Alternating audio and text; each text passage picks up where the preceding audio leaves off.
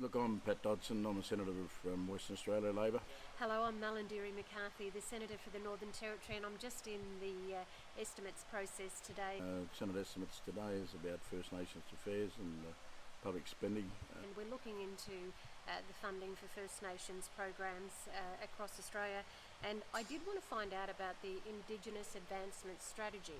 And what I've found out so far is that there are 200 funding decisions to be made since July this year. And there's around $567 million in total for the IAS. But only 40% of those 200 programs have been advanced.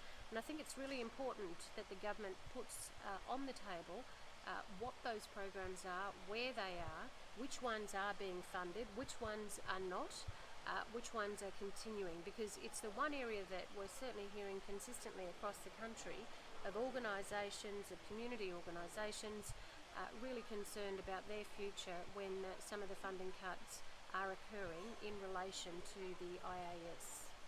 But the other people that came along was the Land and Sea Corporation, which is now getting traction over the use of funds for the sea and obviously bringing benefits to our communities that have water and sea interests.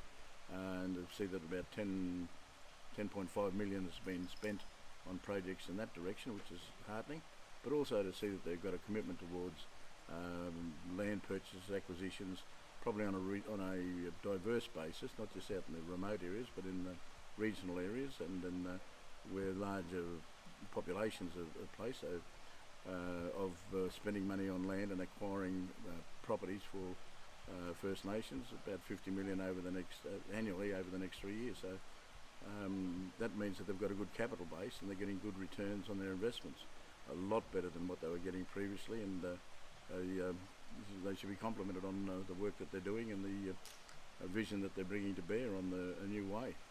And clearly we're having a look at a whole lot of other issues, but that was a particular one so far. I have to head back now because we've got more issues to look at in the Senate estimates this afternoon.